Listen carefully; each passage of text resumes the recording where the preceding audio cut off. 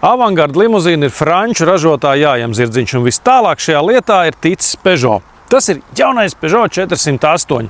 Smuka priekša, aizmugurē Peugeot burti, pa visu aizmuguru vēl izgaismot, bet motoru un tehnika pārsvarā tie paši. Jaunā 408 aizmugurē redzam dažādi mūsinoši uzraksti. Pirmkārt, šo tumsā jūs redzēsiet kilometru attālumā. Te mums ir rakstīts hybrid.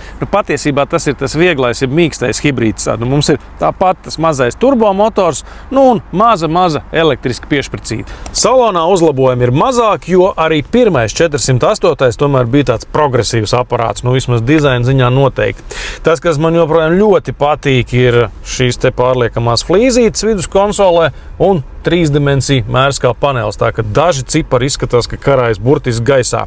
Tas, kas man joprojām liek uzdot jautājumus un reizēm arī pierast, ir stūri, kuriem man jāskatās pāri, nevis cauri tai.